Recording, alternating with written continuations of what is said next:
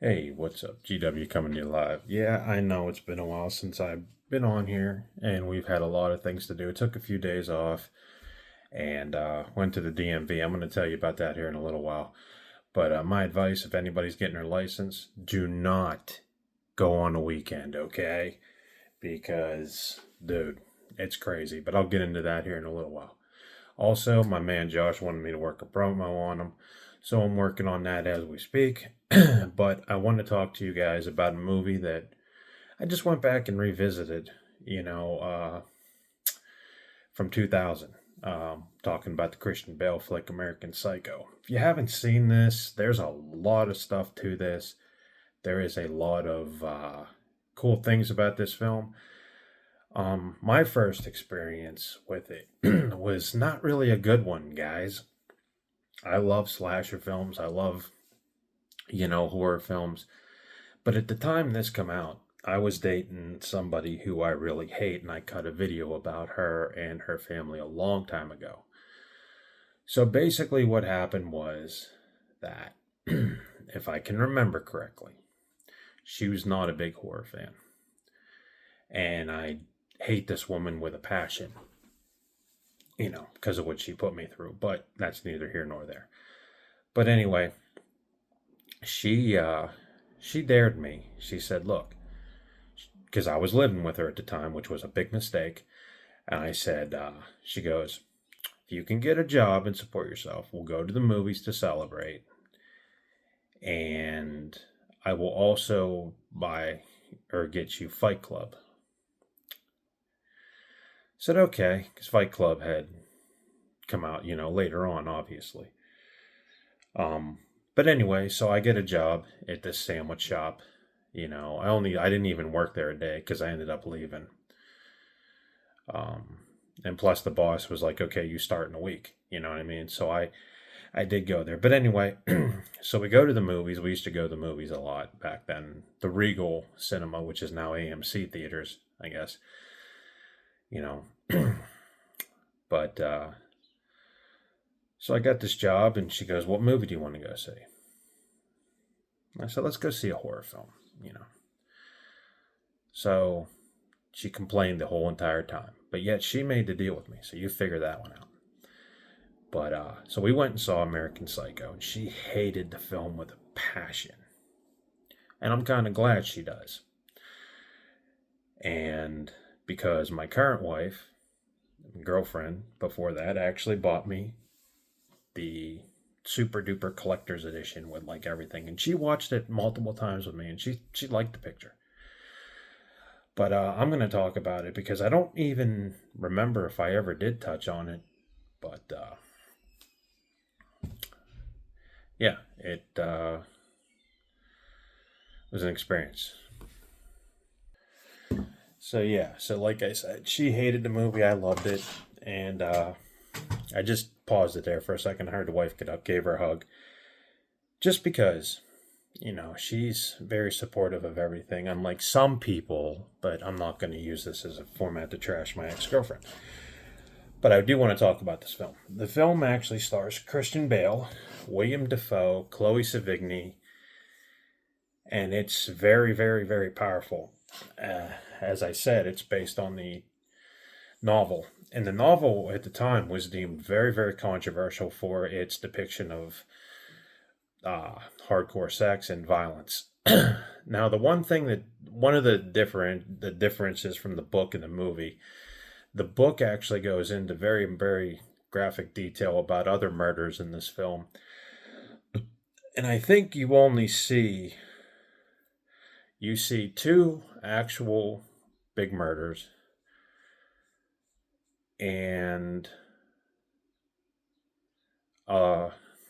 explosion of violence toward the end. But this thing had a tumultuous production, actually, and it was rumored that everybody from Stuart Gordon to David Cronenberg wanted to direct this thing.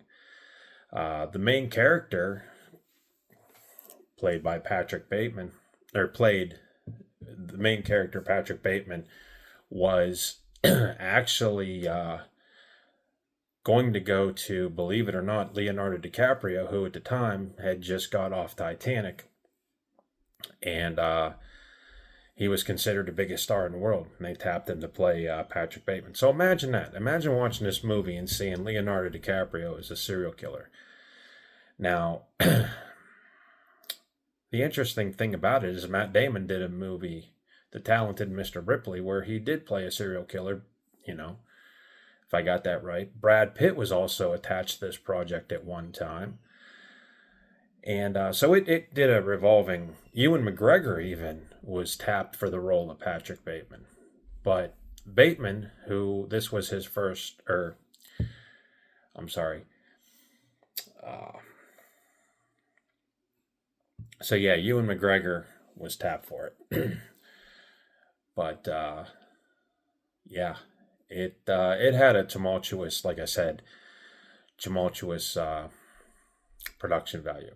Christian Bale ultimately ended up taking the role because people told him it was career suicide and this and that, and he loved the material. He had never read the book, but apparently he read the book and really liked it and brought the book every day to the set of this film. Um, so that was kind of an interesting thing, I thought, because I had no idea. I mean, there's a lot more to it than that. But the film is iconic, you know. Going back and revisiting, you realize a lot of things. One, the runtime is pretty quick. Two, you learn a lot about Patrick Bateman's personality, what he's thinking because of the murders. And two, or three, really, if you want to count that as two, three, whatever. You you look back on it, and it really does satirize the '80s. It really conveys the '80s from a yuppie's point of view, and it also depicts the black comedy. The soundtrack to this movie is amazing too. I mean, you have a lot of cool songs on there. Huey Lewis and the News. You have Phil Collins on there. You have Robert Palmer. Yeah. And that was the other thing about this film when production getting the rights to this, it was a lot difficult because a lot of bands didn't want to license their songs for a movie about a serial killer. But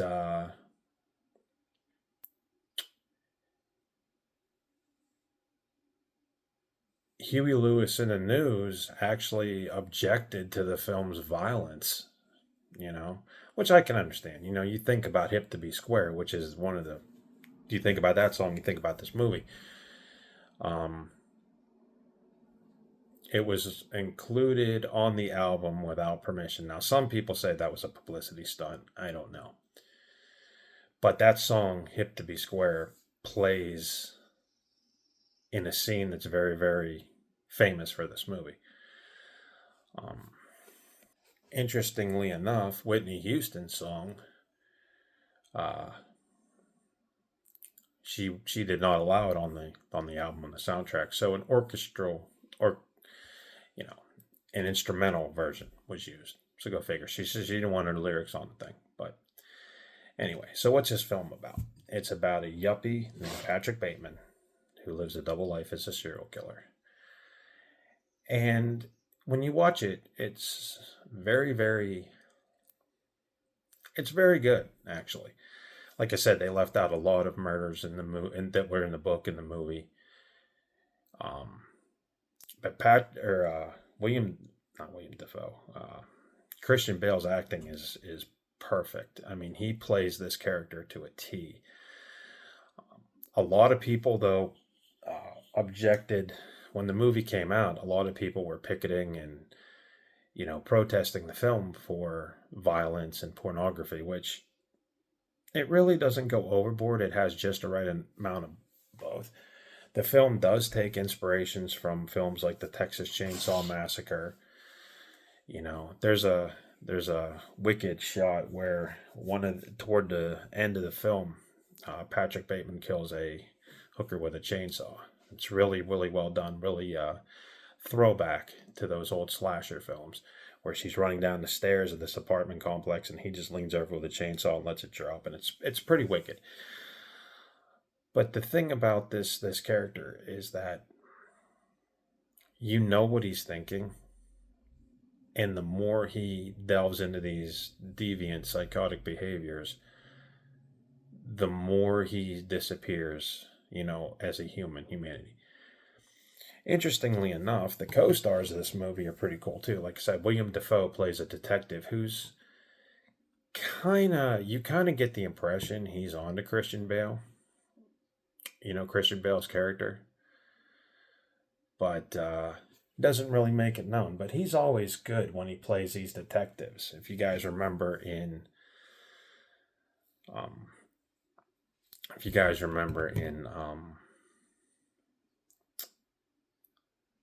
oh, I can't think of that movie off the top of my head.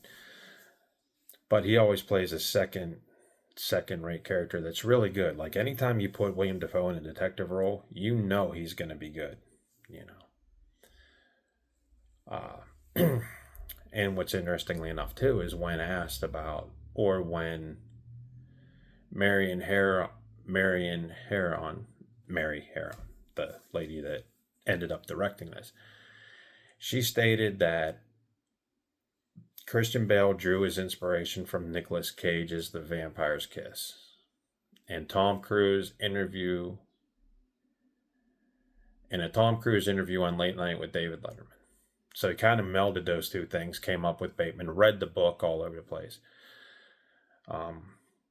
Yeah, the film is a mix of slasher, dark comedy, Wall Street yuppiness, and it's really not to be missed. Now, I know the ending of the movie is going to upset people. Now, they did make an unofficial sequel with Mila Kunis, which she filmed it and then later regretted it because it wasn't even considered a sequel. As soon as it came out, Bret Easton Ellison, the author of the book, basically denounced the film and said, look, this is garbage, which I have seen it, and I got to tell you, he's right. There's no real connection to that story and this story, because in the beginning of the sequel, Bateman is killed. At the end of this movie, Bateman gets away because no one really believes he could be a serial killer. And the scary truth about it is that people do get away with it. People can slip through the system for a while, and especially at the time, that this was filmed, the 80s, where this story takes place. Nobody cared. If you were in Wall Street, you were the elite, you were untouchable. And again, this movie conveys that perfectly. And this was, at the time in the 80s where, you'd go party in Wall Street, you'd go do cocaine in a nightclub bathroom, you'd have sex with 4 or 5 women, wake up next day, go to work. I mean, that was just common practice for these guys. And I think that that's one of the things that the novel depicts perfectly, so does the book, So it's an interesting mix. So let's go over the cast. Christian Bale as Patrick Bateman, a New York investment banker who leads a double life as a serial killer. Justin Theroux as Timothy Bryce, a colleague of Bateman's. Josh Lucas as Craig McDermott, another colleague of Bateman's. Bill Sage as David Van Patten, another colleague of Bateman's. Chloe Sevigny as Jean, Bateman's secretary. Now, she's an interesting character. She doesn't want to believe that anybody or Bateman is a serial killer, but she also secretly has a crush on him. It's pretty interesting. Reese Witherspoon as Evelyn Williams, Bateman's fiancée, whom he despises. Now, I could see her character. If you're around her a lot in the movie, yes, there's a sweetness there, but she annoys you in some way, and I can't figure out what it is. It's like she wants everything her way, and if it's not, then hey, forget it. Samantha Mathis as Courtney Rawson, Lewis Carruthers' fiancée, having an affair with Bateman. Really no character development with her. Matt Ross as Lewis Carruthers, colleague of Bateman's, who's a closeted homosexual. That's an interesting dynamic, but they don't dwell on it, which is good. Jared Leto as Paul Allen, a fellow investment banker who Bateman kills. Him I want to talk to. Paul Allen is the one that, if you haven't seen the movie, Bateman puts on a raincoat, grabs a silver axe, puts on Hip to be Square, and hacks him in the face with a enacts, which is all over the fact that Paul Allen has a better business card than Bateman's. William Defoe is Donald Kimball, private investigator who investigates the disappearance of Paul Allen. Now, like I said before, he knows something. In the book, you get the impression he pinpoints Bateman for this murder right away and is just walking around to see if Bateman cracks. Kara Seymour is Christie, a possible prostitute. She did really good. The scenes that she's in are pretty intense, pretty erotic, and pretty wicked. And Guinevere Turner as Elizabeth, a woman who Bateman kills. I think later on in the film, her severed head is found in his refrigerator, but no real marks. So yeah, you have a very, very well-established cast. Even, believe it or not, President Ronald Reagan appears on TV from his 1987 address concerning Iran-Contra. That's at the very end of the movie, so you could tell when this timeline takes place. Allergies. But yeah, revisiting this film, there's a lot to like. There's also, the violence doesn't come excessively. It comes in 3 different segments. One where Bateman kills Paul Allen. A second one where, toward the end of the film, he kills a woman with a chainsaw. And the third one, he just goes on a little mini killing spree toward the end of the movie. But when he confesses on the phone, the interesting thing about that scene is Mary Harron made Bale do that take about 15, 16 times because she said in an interview that his acting got better as he got more paranoid and upset. But there is a lot to like about this film, and I think it's one of Bale's most underrated works because after this he did what, guys? He did the Batman trilogy, which totally made him a superstar. But when you look at this movie's not career suicide. This is a movie that I think is as controversial as the book in some ways, but I also think that it's one of Bale's better acting performances if you get in it. But it's, like I said, it's not your typical slasher. It's mixed with black comedy, satirism, and a sprawling tale of the 80s. Now, a couple of those directors that I mentioned, Cronenberg and Stuart Gordon, and a few others, actually wanted to remove all the restaurant scenes or the hotel scenes from this film, which would have made this boring. And if you read up on the film, there's a lot more to it. But it seemed like an argument with, the writer of the book, the producers, even Oliver Stone was attached to this picture at one time. So it's just like, and it was deemed unfilmable. Another film or another movie that was deemed unfilmable, Fear and Loathing in Las Vegas, which, by the way, Johnny Depp was also up for the role of Patrick Bateman, but declined. So it seemed like that it rotated around Hollywood a lot. Now, rumors were swirling just a little bit ago of a remake. But I think this film stands pretty good on its own. I mean, it's got the perfect mix, perfect cast, and everybody does an amazing job. They really do. And, it's not oversaturated with violence, and it's not oversaturated with sex. It's just the perfect amount. So, definitely, if you haven't seen it, check it out. It's streaming actually on Amazon Prime for free. But it's really good. And like I said, it's just one of those tales of the 80s that, people do get away with things. And that was the thing. If you had enough money or you were clever and had a good set of friends, you could probably get away with anything. Also, if you do like this movie, and I don't know what kind of music all my audience likes, check out Ice Nine Kills Hip to Be Scared. Because if you like the movie, it captures the atmosphere of the movie perfectly, and because of that, I'm a fan.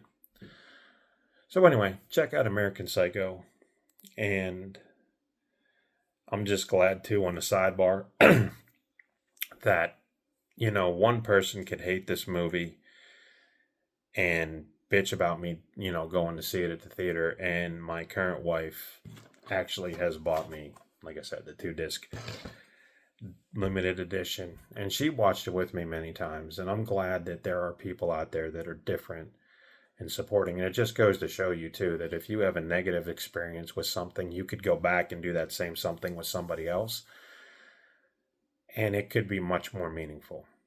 So my review of American Psycho, I hope you like it. If you, it's going to be a messed up day, so maybe stream it. It's about an hour and 45 minutes long, roughly. So I've only seen the extended cut. I have not seen the original cut since I had seen it in the theaters, but in this case, the extended cut stands pretty well on its own. But a movie you shouldn't miss by Time Magazine. Check it out. So if you're into 80s, pop culture, black comedy, slasher elements, check it out. I give it about 4 out of 5 stars. And the gore total, let's see, you have 1 killing axe to the face with Huey Lewis music. You have a chainsaw kill, flying chainsaw kill. You have shooting of a couple police officers. An attempted strangling. This film actually shies away from a lot of the blood. Couple of dead bodies hanging in some rooms. The ending of it's pretty trippy. though. You got to pay attention to the ending. Because there's a little segment where he runs to the apartment where he thinks he murdered people and they're not there. They disappear without a trace, which leads me to believe there's probably more in the book than in that little segment, but I get it from time restraints. Yeah, definitely a good thing. But Josh, I'm working on that promo. And again, I would just like to thank my wife for buying this copy for me and just for lately just being very super cool. She's been really awesome with me a couple of days. But I do want to talk about the DMV and then I'm going to get off here. So anyway, a couple weeks ago we went to the DMV and they're pushing this real ID thing. So everybody and their mom is showing up, right? We didn't know that. So we go out to eat at Eaton Park and we go over to the DMV and we get in the door. There's no line outside, right? So we get in the door and there's a security guard and he goes, 5-hour wait. I'm like, what? So me and my wife are looking. You can't even sit down. I mean, the whole back wall is all taken up. All the chairs are taken up. There's no room to even move. I mean, you talk about packed to the gills. So we went back Friday. I had a Friday off. So we went to the DMV Friday. And we went to eat breakfast. Same deal. We were there early. We were actually there before it opened up. And so we go over there. And there's a little bit of a line. So we must have waited like 5-10 minutes, whatever. So we go into place, right? And the security guard, everybody was confused at the tail. And I think they don't know what to do with people when you get down there. Because the security guard was like, anybody who has a camera card, which I had one, my wife had one. So we go over there and we're taken right away. So I smile there, get my license. They're going to mail me my license, right? So my wife goes and gets her. Well, they tell her that she's not allowed in that line. So it's like, okay, so we sit there. And there's no rhyme, no reason to the way they're calling numbers. I mean, they went from like I to D to A to C. I mean, so you don't know when you're going to get picked. It's potluck at this point, right? So then the lady turns away my wife. And my wife says, okay, well, I need to be in this line. That's what the security guard told me. Now, security guard, he don't know what's going on. He's just looking like, whatever. I just direct people, whatever. So they send my wife up to another line. Lady just looks and says, what do you need? My wife tells her, kicks her back into the line she was before. But in doing so, we're sitting there about 45 minutes. And again, there's no rhyme, no reason. So the lady that turned my wife away calls her number after 45 minutes. And my wife's like, I told you, I know what I'm talking about. Well, she gave my wife attitude. Well, you know what? It's not my wife's fault that you guys don't know what you're doing. So then she's getting a little ignorant with my wife because she knows she made a mistake, right? So then my wife gets a picture taken. Then we have to sit down again because they have to print the card. Now, this could have all been avoided, right? If The lady told my wife, yes, I will take your picture, you know, and here's your card. But they kicked my wife up into like two different other lines, right? So then we're sitting there again. And she's taking her good old time. Then when she finally prints Dawn's stuff, or my wife's stuff out, she gives her attitude again. She's like, here's your card. Well, excuse me, you're the one at fault. I'm sorry you came to work. You're stressed out. It's 8 a.m. But you know what? Suck it up and, help people out instead of, give people crap. And my wife was pretty bitter about that. And you know what? I don't blame her because they need to have some kind of order at the DMV. Now, they tell you also to bring all this crap, right? So you bring all the stuff, you bring everything but your kitchen sink, right? And then they tell, well, you don't need it. Well, then why'd you bring it? So again, I think that they need to explain things a little bit better. But anyways, she got her what she needed. I got my stuff coming. But the fact is it just first thing in the morning when, you're told to go in this line to get something, and then they kick you up to this line, and this line kicks you back to this line. I mean, it's stupid. It really is stupid. So my advice to anybody going to the DMV, try calling. I know that's a pain. And seeing what you need and seeing what line you need to go. And if anybody gives you attitude, just realize it ain't your fault because you're just doing what you're told. They're the ones that can't, figure out what's what. Because when we went up to that second line, that lady up at the front was like, oh, well, you should have just went down there. And she was very helpful. She was probably the most helpful lady of the bunch, and I didn't catch her name. But it's like, are you kidding me? Get some kind of order here, do something. And people were, they were all upset. They didn't know what was going on, and it's not our fault. You guys know what's up. Fix it. Make it easier on us so that you don't have to come in with an attitude. That's all I'm saying. But yeah, my advice to go to the DMV is just call ahead, maybe prepare, because this real ID thing, everybody and their mom is getting there. Nobody knows where they're going. And I think that they need to fix that. So that's what I wanted to tell you about the DMV. Yeah. But again, it's just one of them things where if you haven't got it, I suggest jump on it because from what I hear in the news and, articles, they're really cracking down on this thing. But I am working on that promo for you, Josh. Don't worry about it. I'm going to get it soon. I just wanted to revisit this movie because, like I said, I was thinking about the bad experience I had with the person I saw this to, and I watched it. And I was thinking just how much my wife loves me the entire time I was watching this, and how she's very supportive of everything, even though she puts up with all my crap in the realm of horror and this and that. And again, sometimes you just don't say, hey, thank you, I love you enough. Thank you for letting me be myself. Thank you for not being totally objection filled with all my stuff. Because she does. She puts up with a lot. And she's been under a rough time. And sometimes it just means more to you to tell her, and I don't know what else I can say. I just want to say, thank you. I tell her all the time, like she just got up and I paused it before I cut all this, gave her a hug, and she goes, what do you want? How much I got? And I was like, I just love you. I'm not allowed to say that. I just love you. Thank you for being very appreciative of who I am and not being controlling bitch like some people. But again, I'm not using this to trash nobody. But sometimes when people, support your habit, whether it's music, horror movies, video games, whatever it might be, sometimes you just got to go out of your way and say, hey, look, thanks for letting me be me. That's all I'm saying. But I ain't preaching nobody. Anyway, GW, check out American Psycho. It's a pretty cool flick.